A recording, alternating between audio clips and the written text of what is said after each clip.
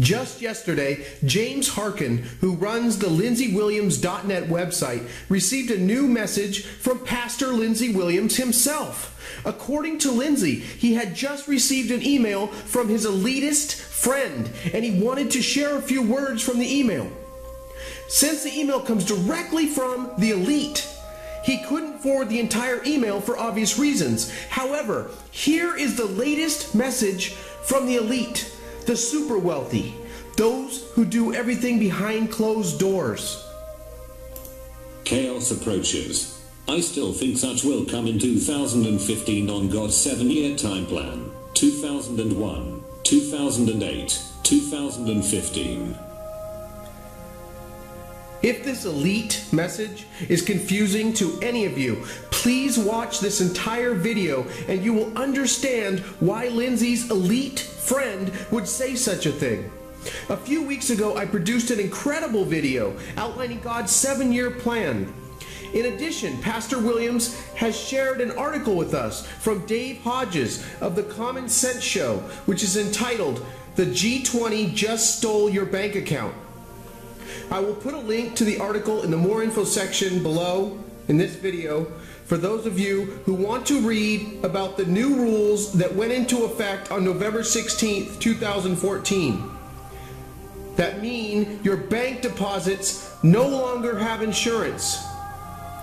November 16th has been dubbed by Russell Napier, co-founder of the Electronic Research Interchange, as the day money dies. I will also include a link to James Harkin's latest blog post on LindseyWilliams.net. Pastor Williams left us with the following quote: "Everyone must know what has just happened. This is true. My elite friend knew 2015 would be the year. Everything is shaping up for September to October. Tell everyone you can." At this point, I would like to ask everyone to please be seated as you are about to learn about the mystery of the Shemitah and its impact on the U.S. financial markets. "And 6 years thou shalt sow thy land, and shalt gather in the fruits thereof. But the 7th year thou shalt let it rest and lie still, that the poor of thy people may eat.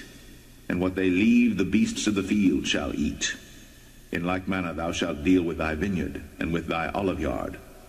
6 days thou shalt do thy work, and on the 7th day thou shalt rest, that thine ox and thine ass may rest, and the son of thy handmaid and the stranger may be refreshed."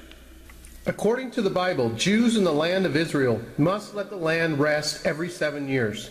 In Hebrew, every 7th year is known as a Shemitah, a word that means to fall, collapse, or wipe out. It also refers to a release. This ancient mystery goes back over 3,000 years to Moses and Mount Sinai. It is interesting to mention here that Moses was the leader of a lunar cult, as evidenced by many paintings and other works of art from the Renaissance period. Many people are not aware that Moses was often depicted having horns on his head during this time frame.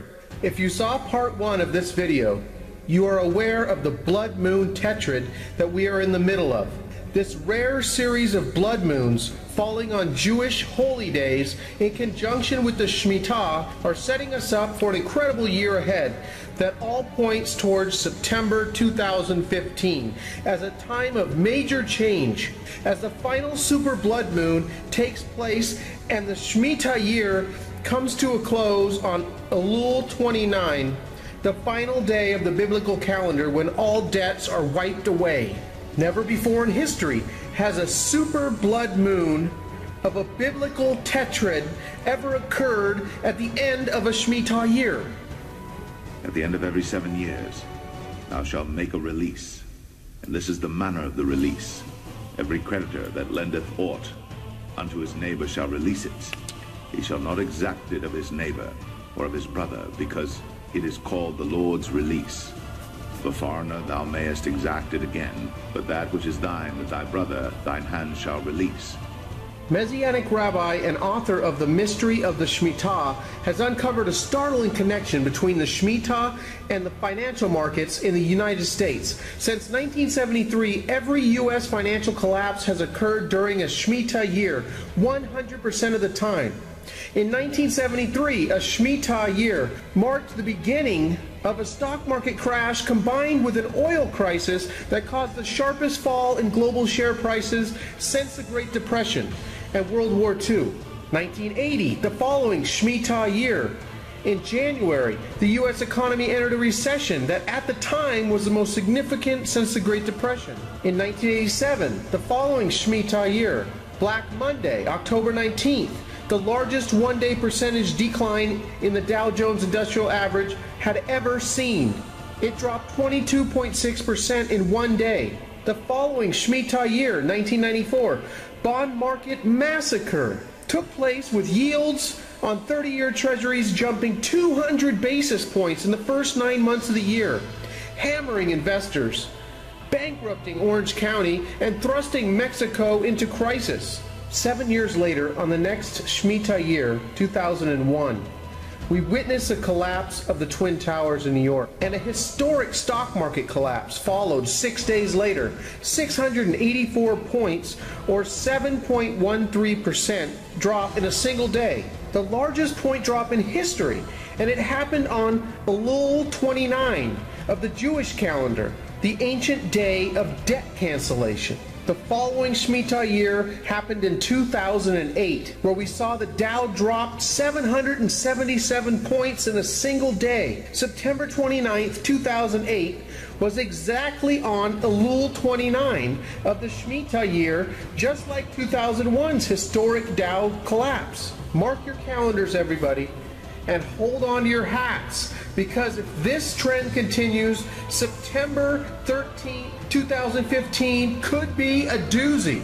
People all around the world are affected in one way or another by the mystery of the Shemitah, and this coming September 2015 could just be an incredible time.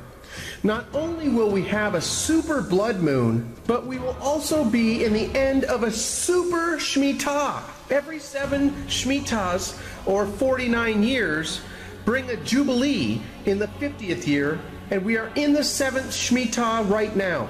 This super Shemitah can intensify the blessing or the curse, and from the looks of the first 3 weeks of this Shemitah, we may not be in for the blessing. On the first day of the 7th Shemitah, September 25th, 2014, the first case of Ebola was diagnosed on U.S. soil when Eric Duncan checked into a hospital in Dallas, Texas. Duncan died on October 8th, the second blood moon of the biblical Tetrad. On this day, we also heard that China had passed the U.S. as the biggest economy in the world according to one key metric. In addition to the Ebola situation, the Dow Jones has also lost 1,000 points since the start of the current Shemitah on September 25th, 2014. Not to alarm anyone or spread any type of fear porn, but I think that it is important to mention that in the book, The Mystery of the Shemitah, it is revealed that the beginning of the Shemitah's impact is often subtle, but leads to a dramatic climax. America was founded by people professing Judeo-Christian values and can no way escape the power of the Shemitah. The mystery of the Shemitah manifested in ancient times during the fall of the Babylonian Empire and the rise of Persia. In modern times, it has involved the fall of Europe and the rise of America. Along with empire building comes tall buildings. The tallest building in America in 1950 was the Empire State Building, completed in 1931, a Shemitah year. The Twin Towers were planned in 1945, a Shemitah year. Completed in 1973, a Shemitah year. And collapsed in 2001, a Shemitah year. The next economic shift in empire building appears to be pointing to China, as they just passed the U.S. in one key metric for the largest economy in the world. They have plans to start building the Phoenix Twin Towers next year, which will be the tallest in the world, and they are hard at work pushing out the U.S. dollar as a reserve currency of the world. Could September 2015 be the end for the US dollar?